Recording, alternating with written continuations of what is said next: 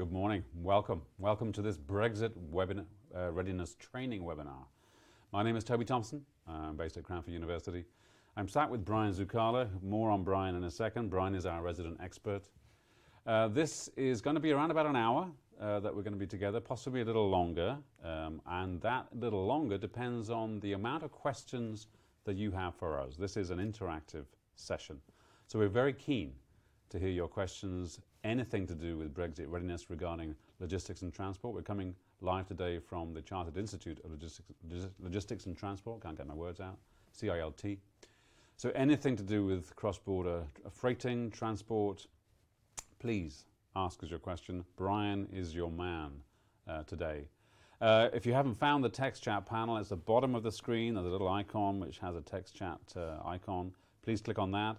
We've been joined by Rianne today, who's behind the scenes, and she'll be putting up some links that get mentioned here, not least of which is the .gov.uk, which Brian is going to be saying quite a bit more about coming up. So Brian, tell us a bit more about yourself and why we sat with you talking about Brexit readiness. What's your background? Yeah, good morning and thanks for joining us today. I guess I do a lot of work with the Chartered Institute of Logistics and Transport, and I've been doing a lot of work with them for over sort of like 10 years now, working on various programs. I do a lot of training delivery on manufacturing resource planning. I do a lot of work in the kind of like the risk-based element of identifying risk within supply chains.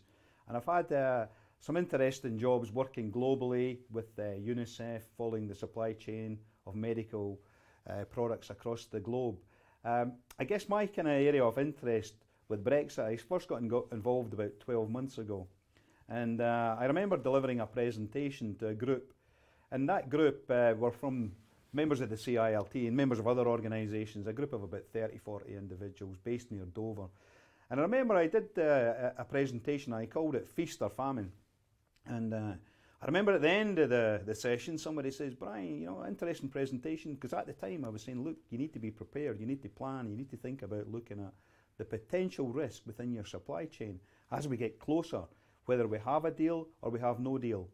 And somebody said at the end, where's the feast? And I was kind of caught out a little bit, and I said, well, actually, no, you're right. You know, I think you need to look deeper and you need to understand the supply chain. There might be benefits if we have a deal or if we have no deal. There might be benefits for some organisations, but there could be potentially a lot of risks for others. But the more we understand as we get closer, you've probably been following the news, a very interesting week for us in the UK.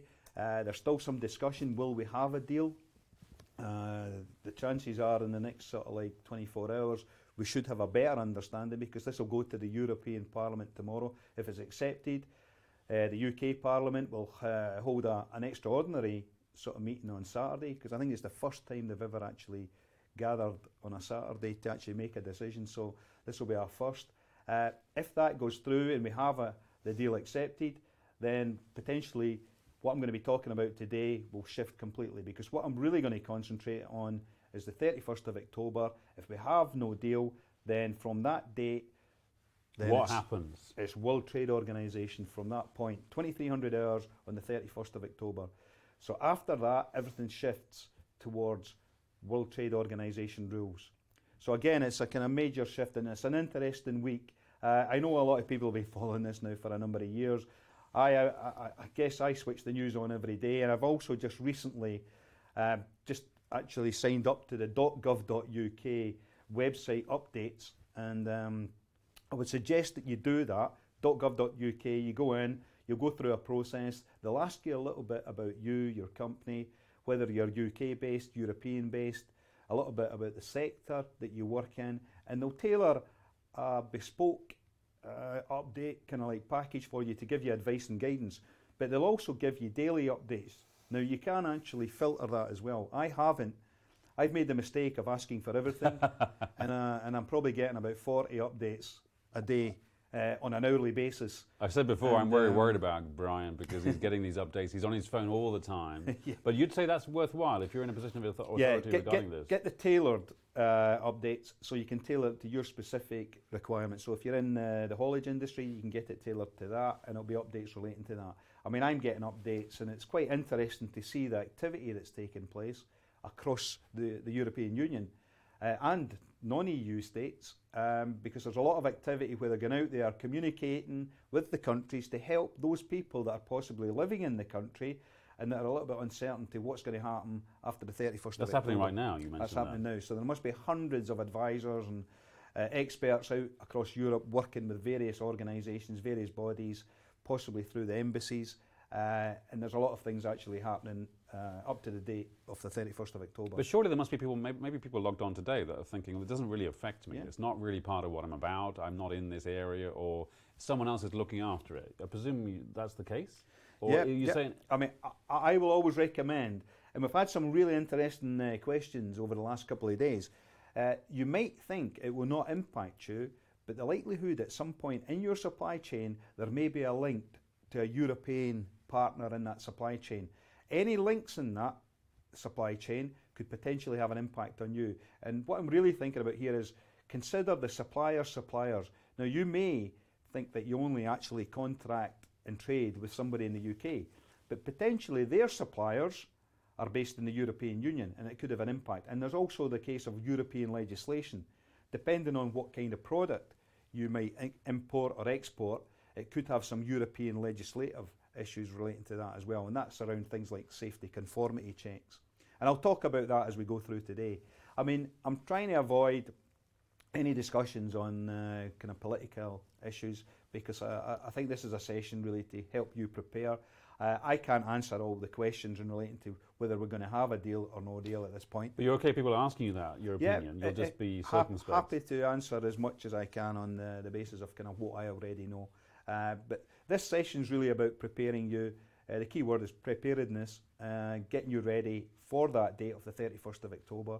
And hopefully as I go through the session, you'll see that it's important to just have a better understanding of what the impact is likely to be, and have a better understanding of possibly your supply chain and how that supply chain could be impacted by various things happening in the next couple of weeks.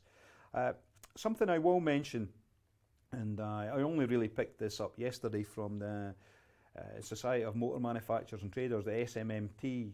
They made an announcement yesterday that for the automotive industry, and I think the automotive industry is a very good example of this, where potentially there are some real risks associated with just-in-time supply, lean manufacturing. Now, potentially they're concerned that if they actually can't get those goods, those components, to the actual manufacturing site by a set time, then there's a higher risk of the manufacturing collapsing. Now, what they're actually doing over the period of the 31st, a lot of manufacturing is closing down. So what they're actually doing is they're closing down their manufacturing for 2-3 days. So they're looking at the risks associated with transporting goods through the ports, and they're saying, okay, we'll stockpile before, we'll close manufacturing, and we'll watch to see what happens over that 2-3 day period. So again, they've taken some action, some serious action. Serious action. Yeah. Those of you just joined, thank you for joining. You've joined the Brexit Readiness training here in the CILT. Please, we want your text chats, your questions, your comments. And I guess you're interested in how the audience are prepared, or whether they're prepared. Are you intrigued as to the state of readiness? Very much so, yeah. I mean, the question I'd like to ask, and if you want to share with us, do you feel prepared for a no-deal Brexit on the 31st? And any other sort of like useful information, you could tell us what sector you work in and some of the concerns that you have in relation to that sector. So thank you. Please type in there roughly what sectors you're in, and we can carry on that conversation. You'll get more from Brian if you tell us a bit more about where you're at without divulging too much. It's worth saying also that we've done a couple of days already training using this online method, but we're also offering face-to-face training too. So your chance is to get onto those face-to-face training courses, and you'll see the details on the screen right now. Some of the dates are there. Please book yourselves on if you want an audience with Brian. And Brian is going to be teaching and leading those sessions.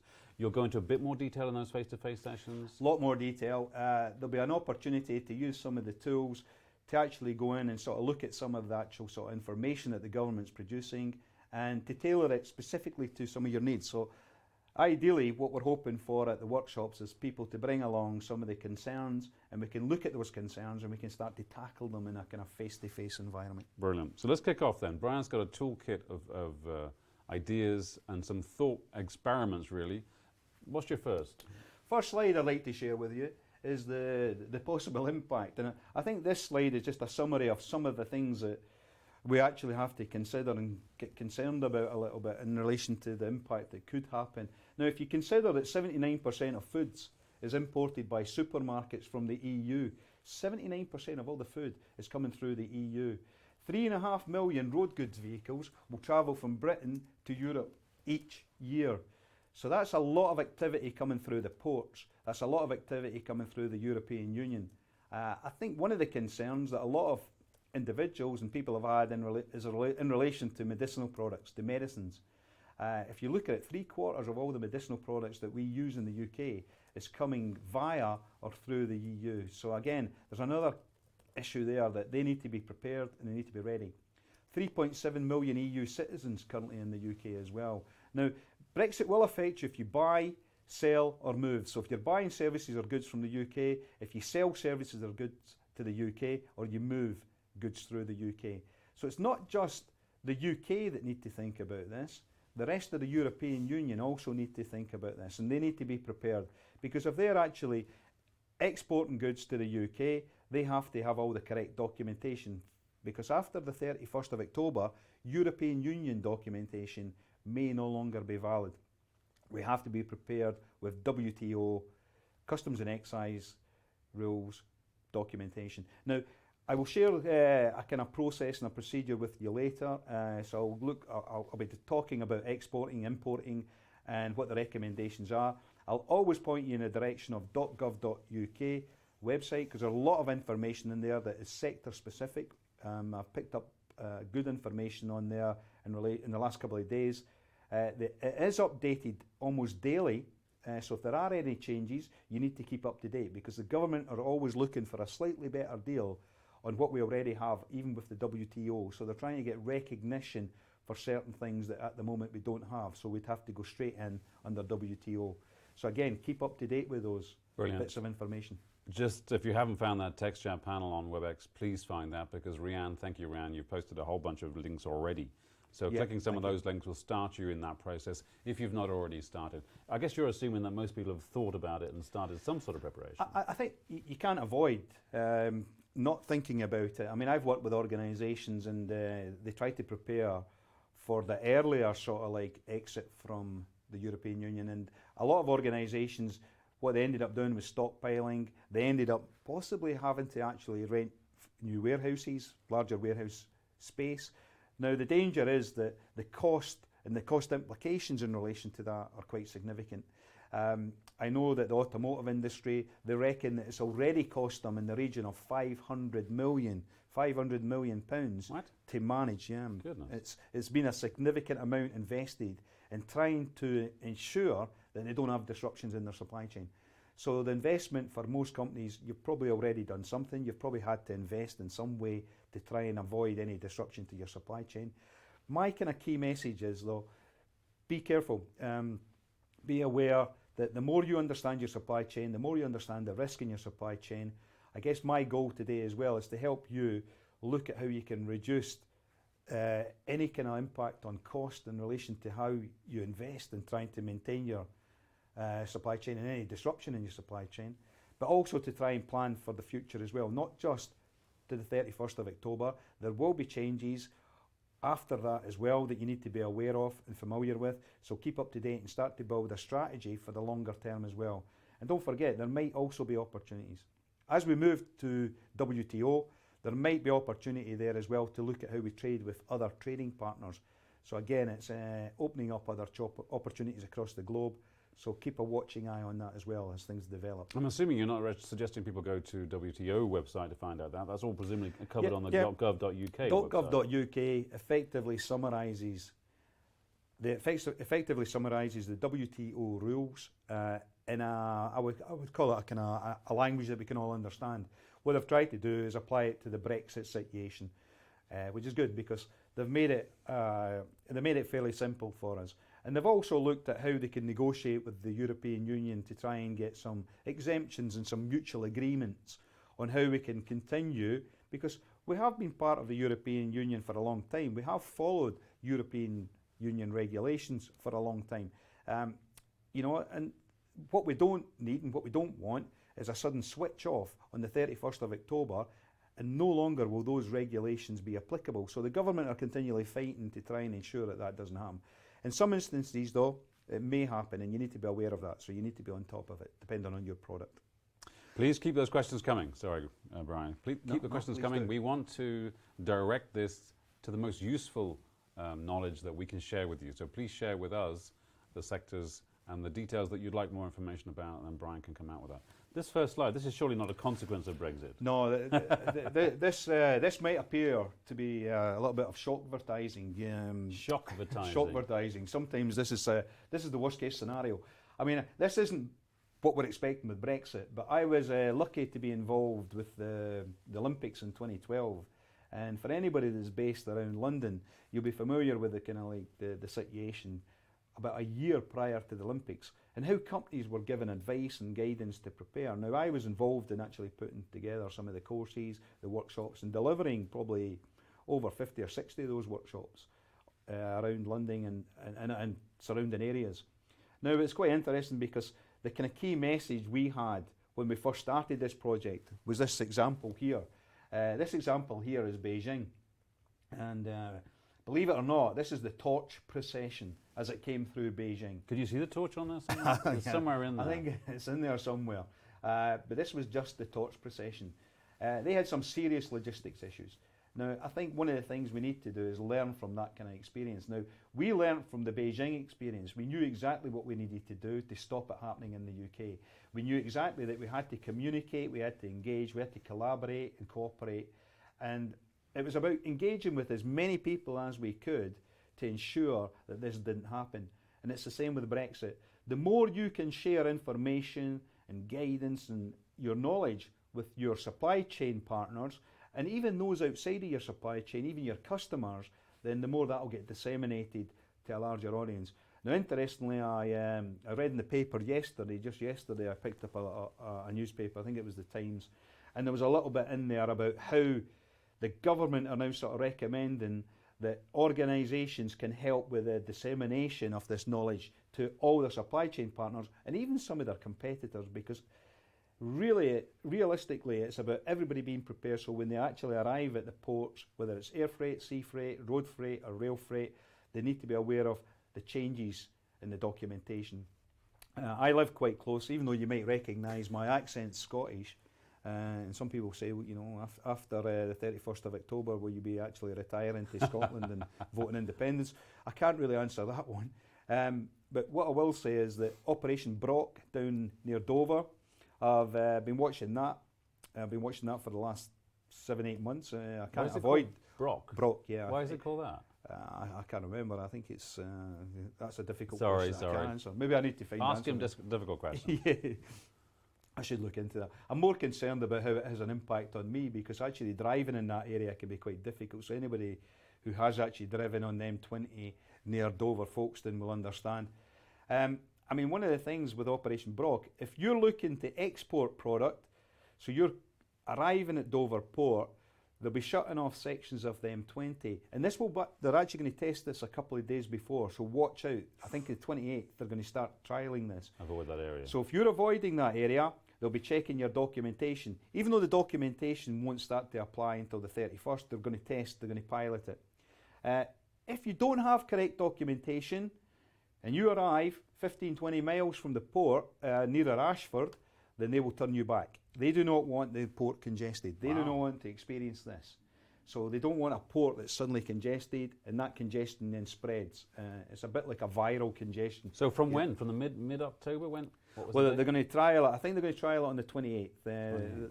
That's been mooted that they're going to trial it then and sort of test it. So any vehicles that's heading towards the port from then. I mean, it's sectioned off at the moment. They've got sections off to kind of like ensure that they can keep the local traffic flowing freely. But again, it'll be dependent on numbers. If vehicles are turning up, and a lot of vehicles, you've seen the number of vehicles that are actually transiting through the UK each year. If it's only 10% of that, then that's a lot of vehicles. That's a lot of vehicles that could then have to be redirected. And they could be redirected to another location where they're held for maybe 24 hours. So it could be a quarantine situation where they're held before that documentation's So processed. presumably the bottleneck is not just Dover, it's Calais as well. It's any Calais as port. well. The French are preparing for this as well, and they've got a similar system in France. How well established that is, I'm not totally sure at the moment. I've seen the kind of UK situation, and I've seen how they've actually got the Dover area sort of like pretty much sorted. Other ports, be aware of the situation, what might happen. If anyone here knows, who's joined the session this morning, anyone knows about that preparation, please let us know, because we'd like to share that information. And the impact it might have on you. But the better prepared you are, the less likely there'll be a bottleneck in your process. So effectively what you're trying to do is make sure everybody's prepared, they've got everything in place. If they arrive, the likelihood is they'll progress through it quite quickly and they won't have a problem. If they arrive and they don't have the documentation, they may be sent back. If they've only got half the documentation, they may be redirected to somewhere else to get the rest of it. Again, the government and especially the kind of area around the ports, they're geared up to ensure that local transportation is not affected. It's only international, so it'll be the European transportation that will be impacted here. But you're looking at a lane on the M20 by the sound of it, completely taken Pretty up. much. So you'll have one lane that's on been it. a dedicated lane now for the last several months. Oh, I didn't know. Not down there. Yeah, you can and tell. there'll be speed limit restrictions on it as well. Yeah. So my next slide, you know, this is the kind of potential impact. It's a simple kind of overview of what you need to start thinking about. And I mean, really, you can't see a lot on the kind of with a withdrawal agreement because I'm really kind of reluctant to kind of try and talk about this at the moment. I mean, I've looked at what a withdrawal agreement might look like, but the key points, you will have a transition. There'll be a transition period, there'll be time to prepare, you'll have an opportunity to actually go through the withdrawal agreement, fully understand the impact on your operation, and you'll have several months to then get things in place. So you've got some time. Without an agreement, no deal, 31st of October, no transition, straight to WTO, and the UK effectively will trade then as a third country. Custom formalities will start to apply, prohibitions, restrictions on some goods, so again you need to think about export, importing, and you might need licenses for those goods. You may need to look at those licenses that you already have that might have been issued by the UK. The likelihood is they will no longer be valid in the European Union, the EU 27 as they're calling it now, which is the 27 remaining states minus the UK or GB. Customs duties will apply to goods entering the EU from the UK. So again, tariffs. Also tariffs on export. Now a big concern for the automotive industry is 10% tariffs. 10% tariffs on vehicles. So again, you need to consider this as well. If you have tariffs on your products, the European Commission website has a lot of information, as does .gov.uk. You can pull out details of what the expected tariffs will be. These might be short-term tariffs. They will be reviewed, they will be discussed, and they may actually start to be changed because obviously as a third country, we need to start to negotiate with the European Union members new tariffs. So we need to negotiate with France, with Germany, with Sweden, Poland, etc., etc. There's a question on that point about tariffs. David is asking, does a zero-rate tariff mean no import customs processing? No, there'll be still customs processing. The tariff is just, it'll be attached to the customs processing. Okay. Yeah, no, it'll still be WTO. I mean, we have some tariffs at the moment. I think there was one mentioned yesterday, 0%, where we have deals with other countries, and we actually are working on WTO. So if you're contracting with somebody in Africa, for example, possibly Australia, the US, Japan, you're probably already actually operating under WTO with a lot of those countries, so you're familiar with some of the processes. Now it's the documentation that's likely to change. Now a 0% tariff does not exclude the documentation. The process will remain the same of WTO. It just means that the tariff is zero, so you don't have to pay that tariff. But if suddenly and it could be a big impact on your business, you'll need to start considering things like tariffs in relation to your product pricing. You know, if suddenly you're importing raw materials, those raw materials are being manufactured into a finished goods item, then at the moment you don't have a tariff on those finished goods. If you start to look at the kind of tariff cost, then it could have an impact on the price, and it could have a competitive impact as well, because you may actually be producing finished goods which are then exported again back to the European Union. It gets maybe a little bit complicated because there could be another tariff on the exported goods. But that's irrespective of any sector. There's no particular sector you're thinking about here. It's everybody. Yeah, the good thing is that the government have tailored chemical sector, medicinal products, food and drink. There are a lot of good information, and also on the European Commission website. I would recommend getting on the European Commission website.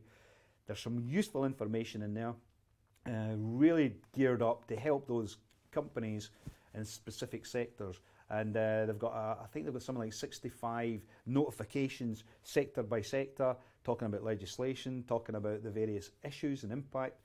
And that information is in 27 languages. So roughly 27, I think it is. And that can then be kind of like directed towards your European supply chain partners. So you can tell them, look at this, you need to understand that. As a company that's important to the UK, you need to be aware of this. And they can then look at that and understand it and download it in their own language. So to what extent should people be going to the independent trade bodies rather than the very government? much so. If you're a member of a trade association, or even if you're not a member, check their websites. A lot of the trade associations, Freight Transport Association for example, I've mentioned SMMT, the Road Haulage Association for the haulage areas, whether it's third party or own account, they'll be giving some good advice and guidance on the specifics relating to haulage. You've got the food and drink associations, you've got the kind of like even the regulatory bodies, the Medicines Healthcare Regulatory body in the UK, they're actually doing a lot of work to try and help companies manage the medicinal product supply chain. So there's a lot of useful information there as well. Go searching, tap into the information knowledge that's out there and get the relevant parts. I would always suggest downloading the relevant parts, creating a portfolio of that knowledge and start to understand just the impact on your business. Brilliant. Please get onto the text chat panel because there's loads of links now. Rianne, thank you for putting those up there to trade bodies and pretty much everywhere else. So follow those text chats and please come back to us with any questions or queries about your particular sector or your concerns, your individual concerns. Yeah, please do. My next slide here, I mean, you may have seen this and I'm suggesting that what you might want to consider is how you set objectives and how you set an action plan based around what we call the balanced scorecard. Now, the balanced scorecard, and Toby always asks this question, why is it called a balanced scorecard? Why is it called a balanced scorecard? So, because it's balanced. Because it's kind of balanced. It's kind of common sense in a way, yeah. What basically, the term was used with this because it's like flying an aeroplane. They say running a business is like flying an aeroplane. You need to look at all the dials. You need to be aware of all the dials and impact of one on another. So if your fuel dial is starting to drop, you may want to look at how you fly that plane to maintain a kind of fuel efficiency. So the concept of the balanced scorecard was an idea I thought I'd suggest that you might want to look at the risk associated with Brexit in relation to those four key elements in the balanced scorecard. Now, if I just kind of refer to this, you'll see the first one there is the financial impact. Start to consider what the financial impact might be on your business. You know, what are the implications, the costs associated with managing Brexit? It might be, I've already mentioned inventory. You know, you can't maybe afford to actually have too much buffer stock within your business. That has a massive cost associated with that. So it's about reducing that. Now, you may have to put processes in to ensure that you're actually reducing the sort of inventory levels. But it could be financial in a sense that you need to be looking at the budget that you're setting aside for this.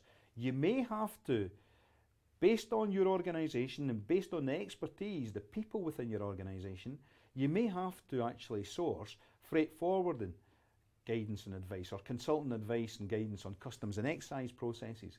So the processes might be too complicated for you as a business to manage. So you may have to actually source some additional, and that will have a cost, some additional expertise. Now the freight forwarders, and I need to look in and investigate this one because I'm not 100% sure whether they are totally prepared, but I would suggest visiting the bifa.org website and have a look and keep up to date with that. They are the Association for Freight Forwarders. Now the British Association for Freight Forwarders, they'll be keeping a watching eye on this because obviously there'll be a massive demand for freight forwarders. And if there's a massive demand for freight forwarders, get in quick because you may have to have a negotiation and a contract in place to make sure you've got that expertise. The BIFA details have just been put up there. Thank you, Rianne. There's a question from Paul, actually, and you mentioned the 28th of October where people will start checking on the M20. Does that also apply to the tunnel? Will the tunnel freight also be checked on the 28th to ensure that documentation is okay, as well as the ports? Yeah, I mean, if you actually look at the route is the whole of the M20 up till Ashford, just beyond Ashford. So they'll be checking from that point. So it'll be tunnel traffic and it'll be the Dover port traffic. So Paul can expect it's to be both. checked. Yeah, so they'll be tearing off they'll be kind of like looking at tunnel traffic, and they'll be sort of checking that documentation as well as the port. And potentially, if you don't have the correct documentation, now up to the 31st, we're okay. What they'll probably be doing is just testing it. They'll be testing to see whether it's operating and functioning, to whether the kind of whole process is in place. And then the 31st, it will be the new documentation. So it'll be the new documentation they will be looking to check. Up till that point, we'll still get away with kind of free trade. So it's still free trade, it's still the European. So you'd recommend Paul avoids the tunnel area if you've not got freight to send? The automotive industry have taken the decision that they're going to try and avoid manufacturing. They rely on that just-in-time manufacturing, so their deliveries are daily, they're hourly. They have to have a process in place to ensure that everything's streamlined, there's no disruption to that supply chain all the way through to the finished product to the customer. Depending on your operation, will depend on whether you do want to delay it a day or two. If you have to have goods, and I think you've seen the example there, you know, the percentage of supermarkets that actually purchase from the UK, and that's a lot of vehicles. I mean, I know one company that's based just outside Dover, and they have a fleet of vehicles coming in every day from the European Union, so they can't avoid it.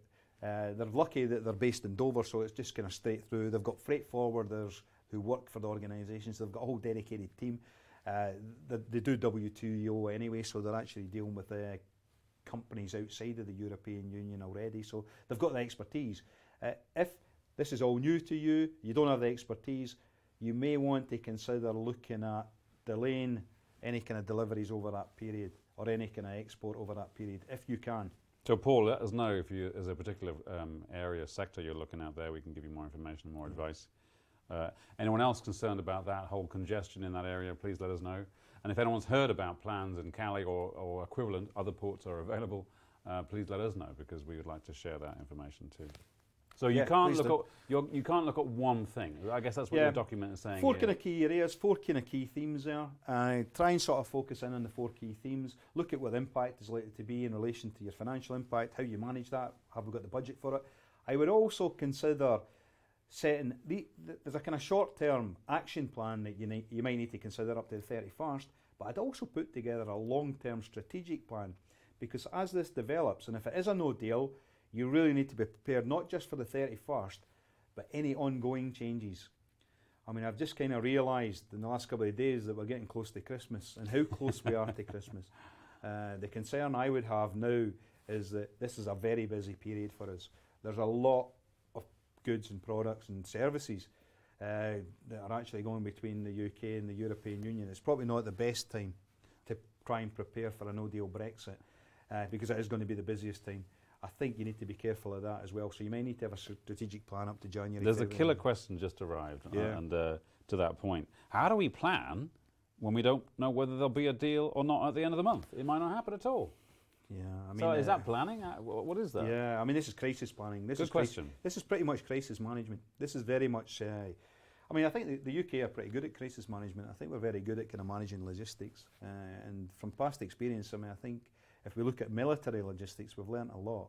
And I think somebody came in from the humanitarian sector, and again, they're very prepared.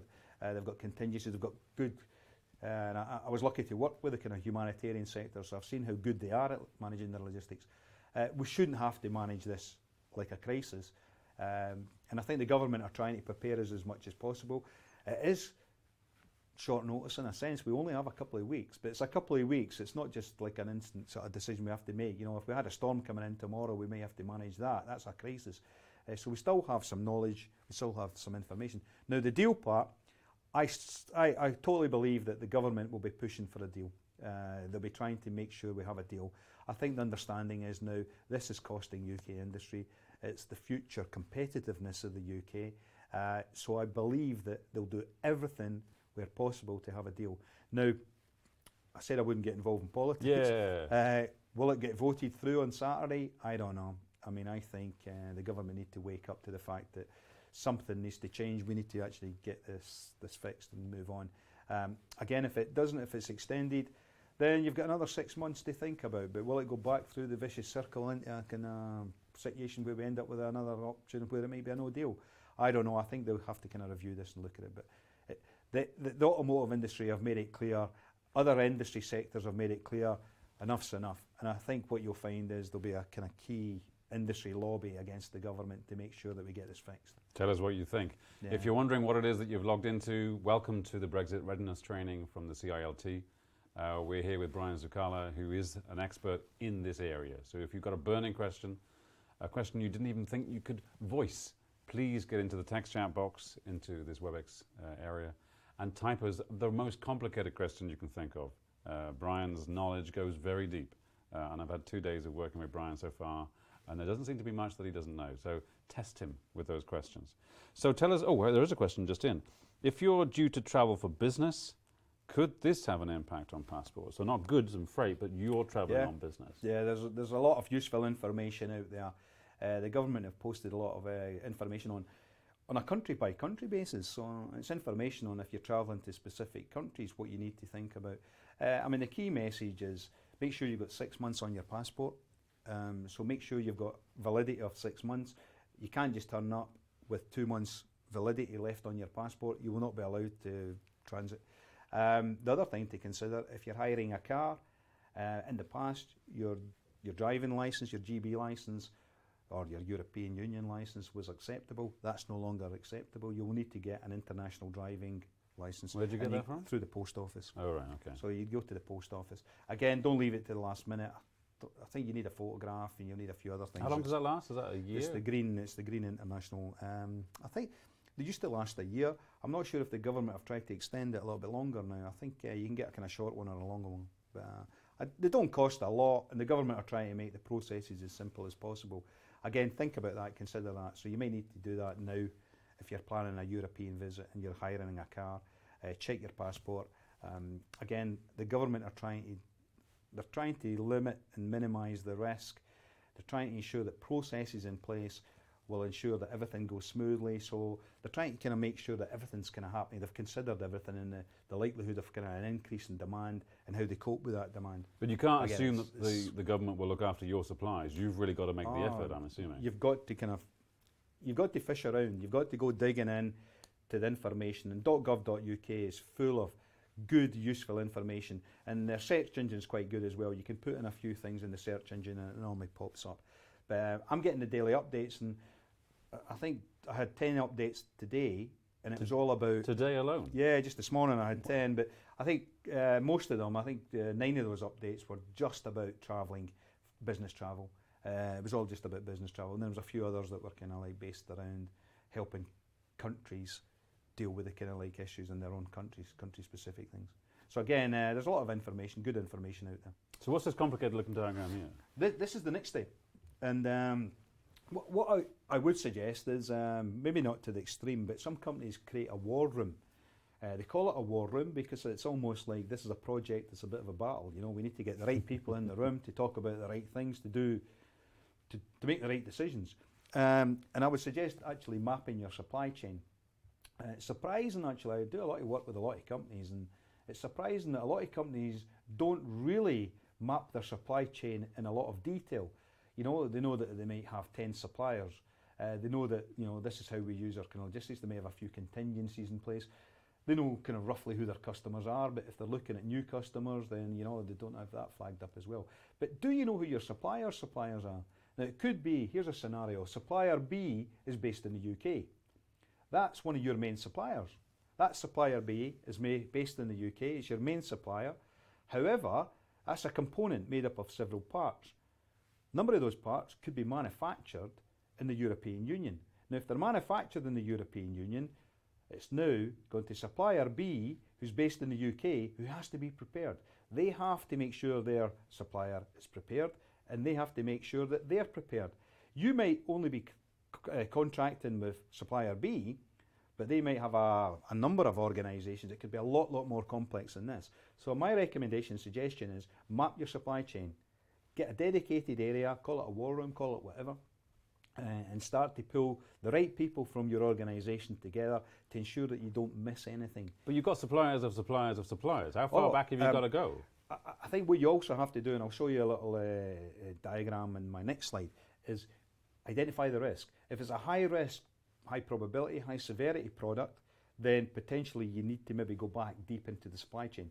But again, this is about how you collaborate and communicate with your partners, because the expectation is they should know what their supply chain is.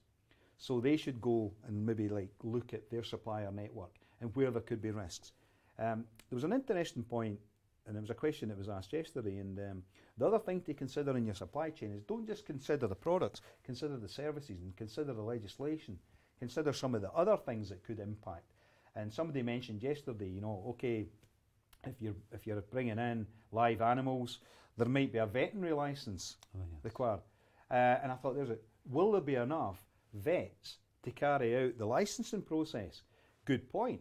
If there's things going to increase, if there's going to be an increase in legislation because we're no longer part of the European Union, so European legislation that we've been complying with is no longer relevant or applicable, we may need to look at, is there enough expertise in that supply chain that could have an impact? So potentially supplier D might have a requirement for some quality conformance, there might be an approval process. Medicinal products are a very good example of this, where they have to go through authorization, highly regulated sector. There'll be authorization. Supplier D might have to have authorization, that market authorization. At the moment, it might not be valid.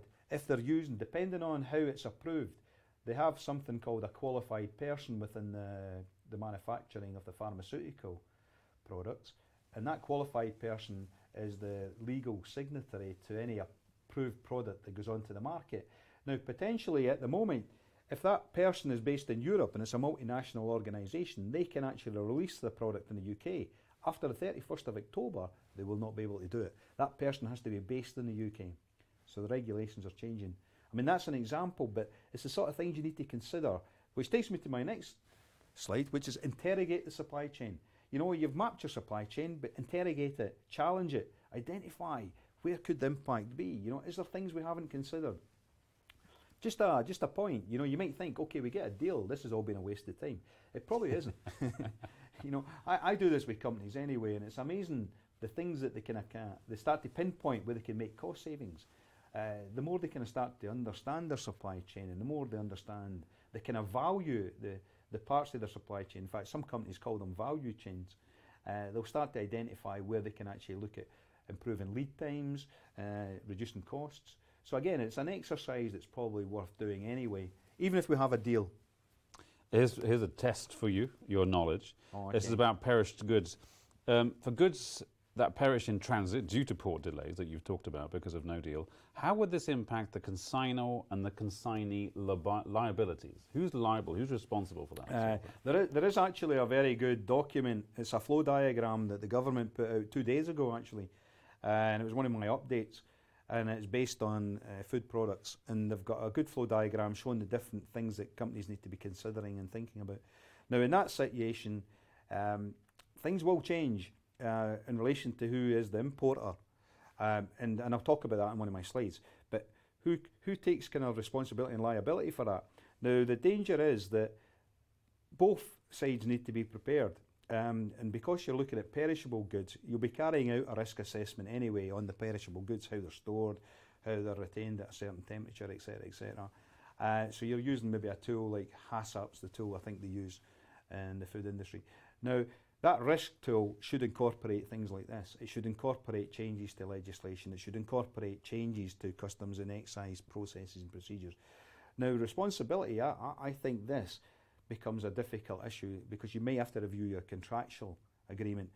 The likelihood is at the moment, depending on how your contractual agreement's written, it will change after the 31st. So I think you need to go back to your contracts, review them and see who potentially takes responsibility. But I think at the moment both organisations would need to take accountability, responsibility for ensuring that they have all the right things in place.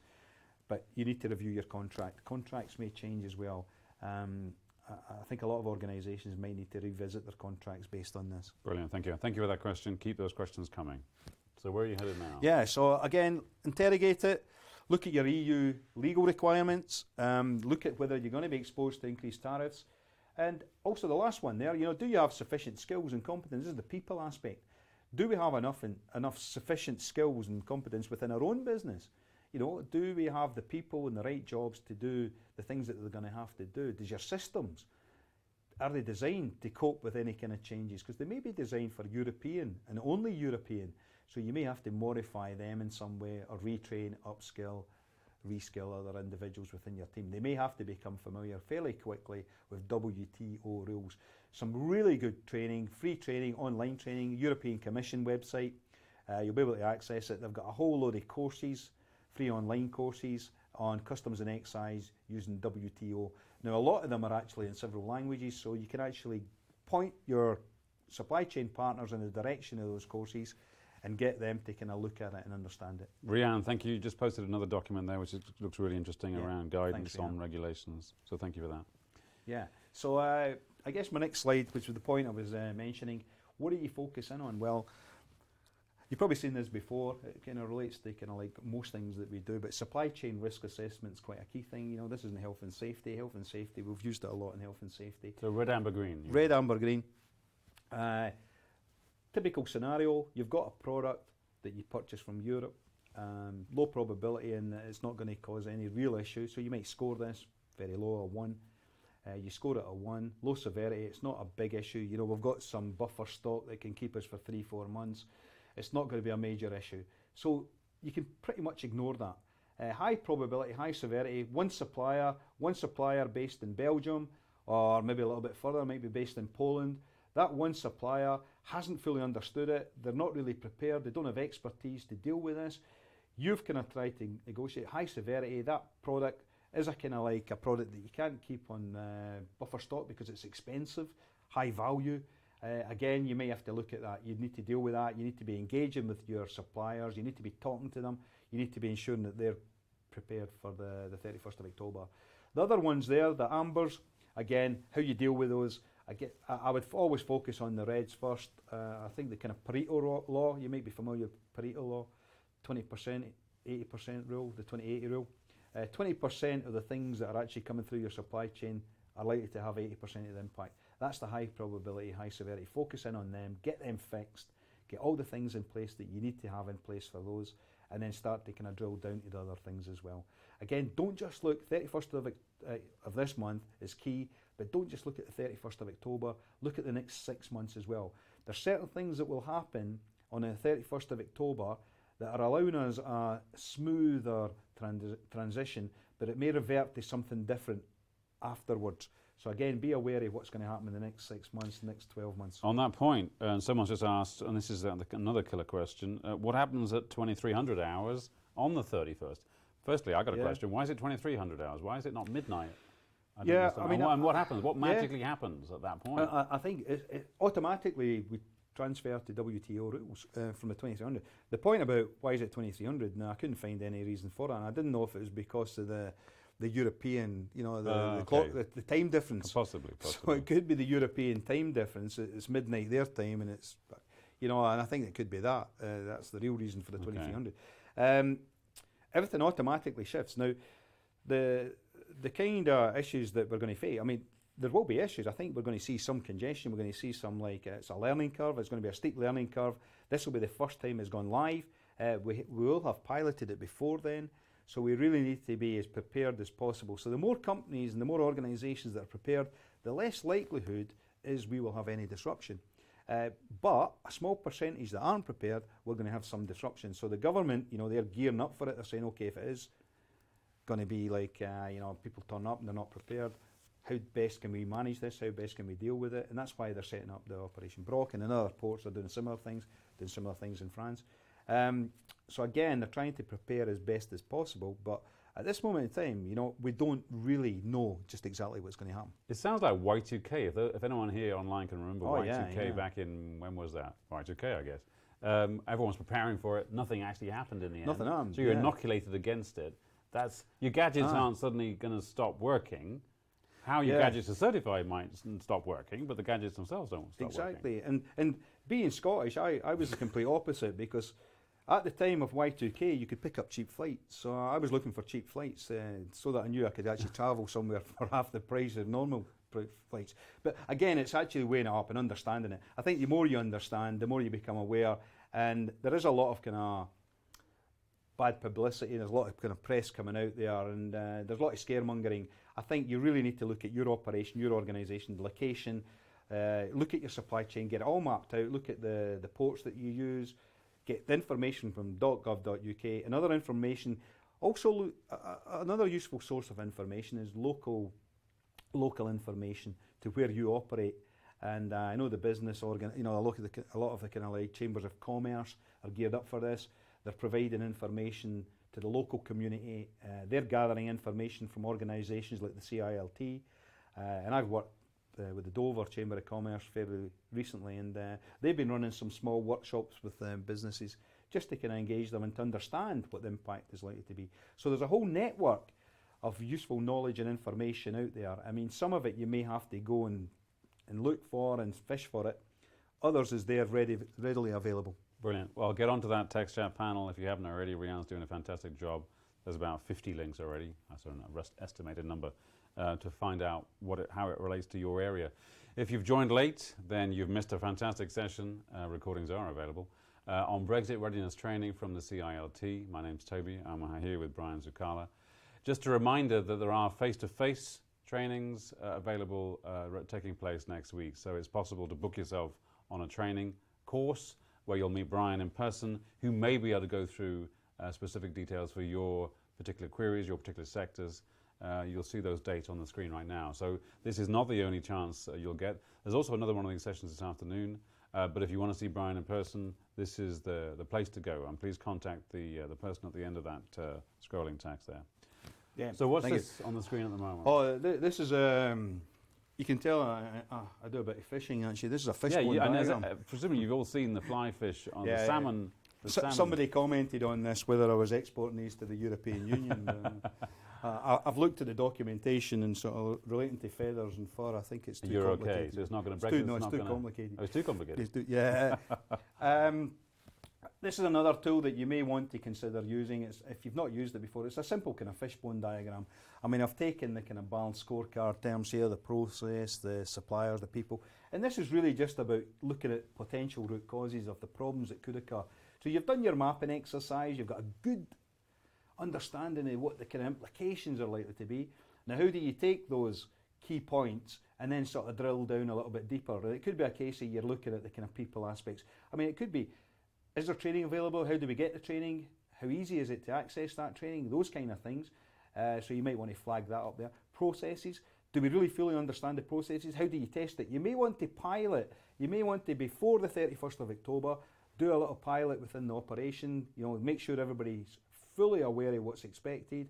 If you're sourcing or contracting with any freight forwarders, try and get them to kind of engage with you so you're clear about what needs to be done your side and the information you need to provide. Customers. Are your customers fully aware of what the impact might be?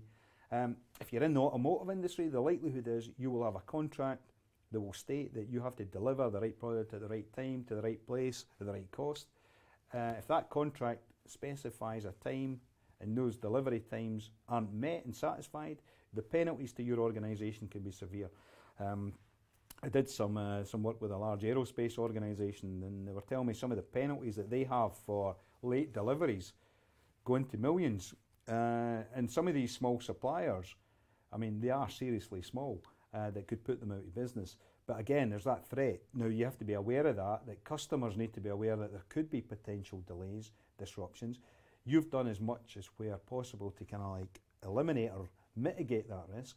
But again, it's discussing with the customer as well to see if there's any flexibility during that period, just in case. Can I jump you onto the people side? Because the question's just come in about qualifications. What could happen with professional qualifications that are recognised and are requirements currently in place? So do qualifications, it's not the case that they no longer exist, but they could not be recognised conceivably? Yeah, I mean, under European legislation, at the moment, you know, and a good example of this is medicine or dentistry or those kind of higher level sort of like occupations, where if you did your qualification in the UK, for example, that's transferable across the whole of the European Union. And however, after the 31st of October, it might not be recognised. I mean, there's a lot. I gave the example of a qualified person. They have to be based in the UK. If it's a UK organisation, they will not accept the European legislative requirement. And there is a directive for that. There's a clear directive that states that if you operate in the European Union, and it can mean chartered accountants, it can mean chartered engineers in some occupations or occupational areas. So there's a whole list. So you need to know if it has got an impact on your business. If there is an approval process and there's a qualified person, responsible person required, then you need to look at that. Now the government are looking at mutual recognition. There's a lot of kind of discussion going on saying, look, we met that requirement before, we'll continue to meet it in the future. However, on the 31st of October, with no deal, we will not be in a position and prepared to actually accept it. But in the longer term, 6 months, a year, yes, the likelihood is they will start to accept it. There'll be mutual recognition agreements in place, so they will start to accept. But this thing will take time. I mean, obviously, the rest of Europe do not want us to leave with no deal, because they won't make it easy for us if we do leave with no deal. And the danger is that it could take several months to get that fixed. Brilliant, thank you. Thanks for that question. Keep your questions coming.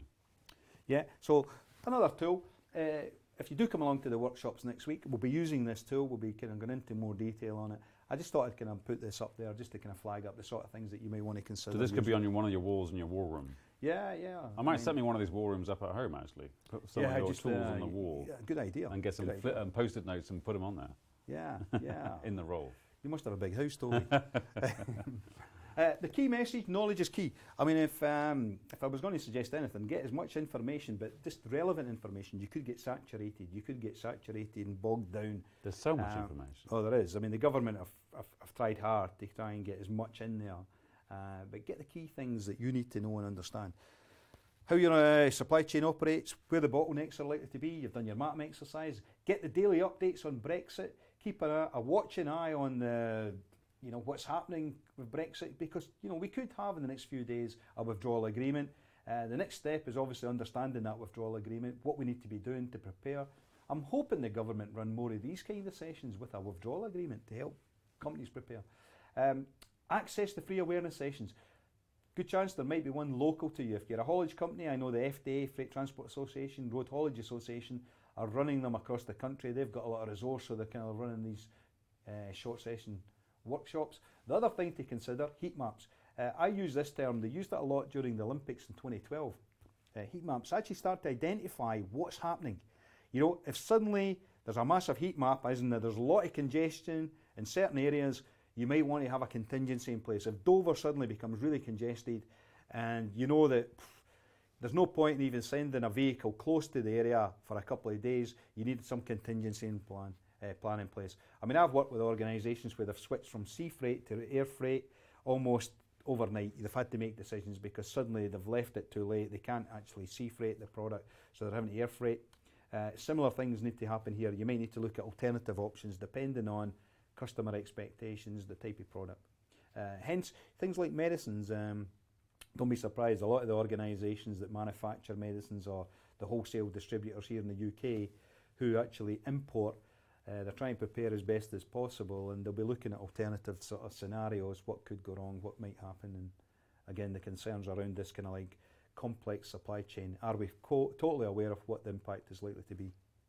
So try not to kind of like miss in. So knowledge is key. Keep a watching eye on what's out there. Two kind of key messages. Now, if you're exporting, this is the UK government key requirement for any exporters. So you're transporting goods, you're manufacturing possibly goods in the UK, or you're a distributor from the UK to the EU. Make sure, first thing, make sure your business has an economic operator recognition and identification number that starts with GB. 12-digit number, EORI number, it has to start with GB. Because if you've got one at the moment that starts with EU, then that's no longer valid. Check the importer has an EU EORI number. Hopefully they will have one. They're EU based, so really they have to have that in place. Decide who's going to make the export declarations. Are you going to outsource it? Are you going to use a freight forwarder? Have you got the expertise internally or some other mechanism? So you're going to have to make that decision. There are mechanisms in place, and I would suggest that you can go and try and understand them as much as possible to see whether you can start to use them. Things like Common Transit Convention, CTC, basically that looks at how you can simplify how goods pass through customs. So rather than actually having to go through a process at each border control as you come across, so if you're transporting goods possibly from outside the EU, possibly from Russia or some other non-EU state, and it has to transport all the way through the European Union. Now there are ways and means of smoothing that process. There's organisations like the International Road Transport Union who are based in Switzerland. They have TIR carnets, so that ensures security. Again, they can help and advise as well. A useful website for things like that to kind of look at kind of smooth transition of road haulage. Again, your freight forwarder would advise. Hopefully they'll have all the kind of best practices that you can start to implement. So CTC, remember, likelihood of tariffs. So check the rate of tax and duty for goods. Now your importer will be expected to pay tax and duty after Brexit, so they'll be expected to pay it. Now do you pick up the cost? The likelihood is, yes, if you're exporting goods, you have to have that negotiation. You maybe have to have that discussion. Your contracts may change. I know if you purchase things from China, generally what they'll say is, okay, you know, they pass it on to the importer. They basically pass the cost on to you in the UK. So again, this might be a discussion you need to have on a new contract. Check to determine whether there's anything else you need to do for the type of goods. This is the export licence, changes to excise goods. There's going to be a lot of changes to tobacco, to alcohol, some oil products. So look at whether you're exposed to that. Look at whether you need to have an export licence. Look at whether there's going to be some shifts and changes that you have to consider there. Remember, VAT will change as well. HMRC's VAT online service, you won't be able to use that from the 5 p.m. on the 31st, so you need to use the process of the EU member state. So again, you need to understand your VAT. Depending on whether you're VAT registered, that is something you need to start kind of like brushing up on now. There's a lot of good information on VAT. I'm not an expert on VAT. So again, look at it, look at your situation, your scenarios within your supply chain and see how you're actually best situated for VAT. There's a whole slew more of technical jargon there, and I think to a point that's just come up, there's an awful lot of references, not least of which are in the chat panel here, and you even get it on the M1. You don't have to drive up the M1 to see it on the signs on the M1 even. What's the best? Is there a single best to go to? .gov UK is your first port of call, yeah? That's the... I'm just thinking, as you get closer to the 31st, it may get congested, but I think we're pretty good with websites now that you... I don't say that the website's going to get congested. A flow of traffic to the .gov.uk website may happen. But get in there now, get your updates. There's, like I say, there's things continually being updated as the government have these negotiations under WTO to see if they can actually make things a little bit smoother. I'd definitely be kind of understanding your VAT implications, the processes that you need to put in place. And again, do that mapping exercise, start to identify the risk, start to work on the high risk. There you go. Yeah. So you know where to go now. Yeah. The next slide is looking at, you know, okay, you've exported, you're maybe an importer. Again, you still have to have the EORI number that starts with GB. Again, you'll still have to decide who's making the import declarations in this case, customs agent, freight forwarder. So really you've had that discussion, who's going to make those declarations. Now you could potentially use a transitional simplified procedure. This is another process that could potentially help you with a smooth movement of the goods. So you're eliminating some of the bureaucracy and some of the kind of complicated processes that might make it a little bit more difficult. Again, Common Transit Convention could apply there as well. So if you're bringing things through, so you could actually look at that. Again, check the rate of tax and duty for the goods you will need to pay. So if it's coming in from Europe, from the European Union, there may be a tariff. That tariff could be as high as 10%. It could be dependent on the quotas that you're buying. So again, it could be dependent on if you're looking at stockpile and you don't get the stockpiling done before the 31st of October, you may actually end up having to pay taxes on any kind of goods that are brought in. If it's based on quota, you could pay significant tax and tariffs on that. But it sounds like you weren't recommending stockpiling. Of course, no, I wouldn't recommend it because I'm always looking at sort of trying to make sure you minimise cost. And of course, fresh goods you can't stockpile anyway, so there's only certain kind of products. Obviously, you couldn't if it was kind of like perishable products. I mean, things like food products. I mean, unless you can get them through and into a refrigerated unit. Again, I wouldn't recommend stockpiling on the basis that. And this is the other concern is we start to have empty shelves, you know, that people start to kind of like panic buy. which actually creates a kind of bit of a vicious kind of like supply chain whiplash effect. There's a lot of kind of peaks and troughs, and companies can't really kind of forecast demands, and it becomes a real issue. I think that's a concern as well. You know, this isn't about communicating with the supply chains in the UK, the supply chains in Europe, but the general public, because the general public could effectively start a kind of like a mad rush to the supermarkets, and I think it's always bread and milk, isn't it? I think my dear old mum, it's always bread and milk. She's always got bread and milk in the fridge and nothing else. So it's kind of.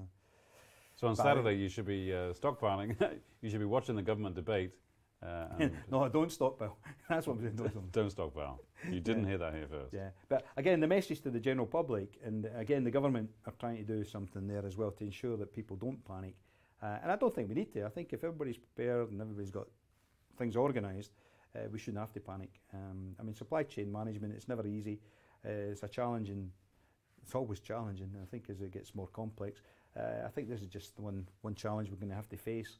31st of October, I think the first couple of weeks, these heat maps, these kind of testing periods will inform us just exactly how things are likely to progress. And you're not... And it will be maybe a week or two before it's... Presumably you're not aware of any grace period after the 31st. It's not like you've got 2 weeks to calm down. It really is a guillotine that comes down. That is the real concern with the no-deal Brexit is 31st. There is no transition period. You completely switch over to WTO rules. And that complete switch, that is the concern, that companies have not thought about preparing for it, or they don't really fully understand it, or they don't know. And this is why the government's really trying to make as many people prepared as possible. And yeah, you're right, you know, you've seen on the motorways, I think every other sign at the moment is flagging up, be prepared for customs. In fact, I seen one the other day there, but what they didn't tell me was I was just about to hit a sort of an hour's congestion because there was a traffic jam up ahead. So they're actually communicating about about Brexit at the moment, but they're not communicating about other traffic jams on the motorways. But I think they're trying to get the message over, be prepared, be prepared. And I think it's kind of working to some extent. I mean, the people that have signed in today, thanks for signing in, because obviously it's about helping you to prepare for it. And if you do want to come to the workshop, more than welcome, because it will be going into a lot more detail. Just to finish off, I mean, don't forget, understand the requirements for VAT as well as an importer. I mean, you will be able to account for that on your return instead of when they arrive in the UK. I think one of the benefits I've seen from that was it may actually help companies with cash flow. So again, you need to always consider things like import licenses and excise goods as well. There's a question on that cash flow point. Good timing. Not sure what the rest of the group thinks, so please let us know. But will Brexit cost businesses money? And does Brian believe that businesses will see a return for not being part of the EU? Your opinion, what do you think? You know, I'll go back to that presentation I did about a year ago on the feast or famine, and I mean, I do a lot of work on lean manufacturing and lean supply chains, and I'm always looking at how you can actually reduce costs and eliminate sort of like some of the kind of like the non-value adding things within it. Will it cost? I think in the short term it will cost. I mean, it's just like anything. If we had a disruption, I remember a few years ago there was a massive disruption in Scotland where they had really bad inclement weather. They had about 3 months of like snow and ice, and a lot of the companies suffered, but they coped and they managed. Take the Olympics. That was a 4-week window. I mean, it was the 2 weeks of the Olympic Games and the 2 weeks of the Paralympics. Now, the companies that were prepared actually did really well. You know, some companies were very successful through that period, did really well. Others didn't. You know, if you remember, during the Olympics, what they did do was switch off all activity around construction was completely switched off. So the companies that were doing all the construction work in London had to find alternative uses for their people, for their equipment, etc., because they switched off all the construction to try and, yeah, they wanted London to be, basically they didn't want any construction traffic, but they didn't also want a lot of construction activity during that period. So that had a massive impact, but companies coped and they did really kind of, okay, it cost them a little bit, but it didn't cost them probably as much as it could have because they were well prepared and they could plan and they could do other things. I mean, I spoke to several companies, and for most, yes, there was an initial cost. But what it also did, it got a lot of companies to collaborate and cooperate within their supply chain at a period where, in the past, they never actually did that sort of collaboration at that kind of level. And they said that, no, there's some long-term benefits here. And I've seen companies that were competitors actually talking about how they could use their fleet of vehicles, how they could use their people, and the resources to manage through the Olympics period, to help each other. But I'm assuming you're not saying that Brexit is good because it gets us to work together. I'm not saying it's going to happen. If it does happen as a no deal, I think it's been as best prepared as we can, but also look at potentially where there might be opportunities. I think you've always got to keep one eye on the kind of like the opportunities and where there could be potential longer term things that we could gain from. Stockpiling, inventory has a massive cost. I will always suggest that if you have to have buffer stock in certain areas, you may have to increase it by a week or two. I wouldn't panic to the point. I mean, I heard companies that actually, what they did do, they stockpiled for 3 months. 3 months of stockpile meant that they had to go out and rent warehouse space. They were tied to that warehouse space. The likelihood is the warehouse owners would have contracted them in, tied them in for 6 months. So even if the warehouse is empty, they've still got a warehouse contract where they're paying for empty space for 6 months. So the danger is you get caught up in that mess and then you don't actually need it. And they didn't need it. Again, be careful. Don't try and plan your kind of supply chain. Try and look at your resource planning. Try and look and see if your demand actually is going to satisfy. It is a busy period. Christmas period tends to be a peak. A lot of organisations fully understand what that peak means. It means it's the best time of the year for making as much money as we need to make. I'm hoping it doesn't disrupt supply chains. I'm hoping we do see the products on the shelves and that companies actually benefit. However, the better prepared and the better you plan, the better it will be. There's a lot of experts out there that kind of dial in and you know your business better than I do. It's just about maybe getting more information, looking at what the risks are likely to be and try to mitigate those risks and do things now before the 31st. So how do you summarise pretty much everything you've said? Summarise it? It's almost I mean, impossible the to kind of do. last point here, last slide, action plan. Just some suggestions on this action plan. I'm not suggesting you actually kind of put these in, but even if you recruit EU staff post-Brexit, up to Brexit, we're kind of clear about how do we retain those that actually work in the UK that have came from the European Union. So there's no issue there. They're talking about using the Australian system for post-Brexit. So if you're looking to recruit people in the next 6 months, next year, you might want to start looking at what the requirements will be. It might be a scoring system. I would suggest, and I've picked up a lot of information from various press clippings and various websites, that what they're looking at is the kind of highly qualified people coming from the European Union and non-European Union. But if they have one system, the one system will apply for the rest of the world. But if you take on Polish drivers, for example, they may not have the necessary qualifications to have a high score. So again, I would lobby your trade association, say, look, these are people that we need because we will have a driver shortage in 3 years, 4 years. We need to be sure that those people are identified as highly skilled. If they're not, and the scoring system doesn't kind of tap into things like the qualifications that they have to be drivers, then it could exclude them from coming into the UK. So again, it's another thing you need to consider as part of your strategy. I would build that in for a longer term. And again, talk to trade associations because they need to be lobbying governments. Other things there, processes. Look at your processes. Do you understand the new requirements for licenses and permits? There's a very good document on the .gov.uk site. That document very much kind of specifies what hauliers need to be doing. The FTA RHA will be covering the haulier kind of like implications in some detail. Get that document, download that document. Even if you're not a haulier, download it because you may want to discuss with your third-party logistics partner and your supply chain whether they're prepared.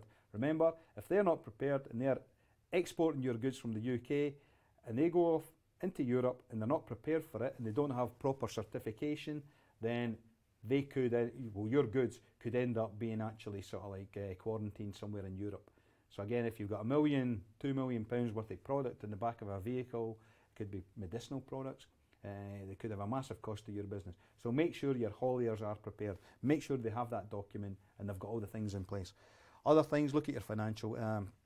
Again, try and minimise the cost there. Try and make sure that you can reduce the cost by being well prepared and you've got planning processes in place. You may have to have some contingency in there.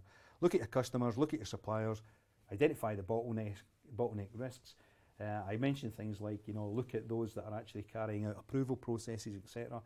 They could be part of your bottleneck risk if it's a people sort of like skills qualification type issue, and making sure everything's in place. So the kind of final point there, get your action plan in place. access this information, consult. You know, there's all organisations out there like the CILT. We'll be posting information as things develop, and it's just about being as best prepared as you can. Brilliant. Brian, thank you so much. That's pretty much towards the end of this session. Don't forget those training classes that are taking place next week. Thank you for joining for this session.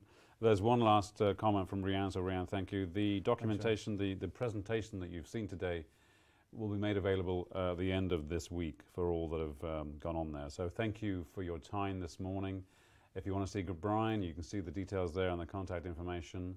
It's been really useful. Every time you do one of these, I hear a slightly different angle. It's those updates, I think, that you're getting. Thanks, so that's really... Yeah, I think, thanks for the questions. I think the questions help as well, because I think it gives it some focus, and it identifies some of the concerns. I mean, one of the things, there was a lot of interesting questions yesterday that we hadn't thought about before. And some of the questions I hopefully answer as best as I can, but if I can't, I'm pointing in the direction of websites, information that can probably give you more detail that's specific to your operation. Brilliant. Brian's the man. CILT are with you on this journey, so please keep in touch with CILT as to how you're getting on, any queries and questions. Thank you once more, and we'll see you soon, hopefully. Thank you, and good luck. Bloody phone. I can't believe I switched on.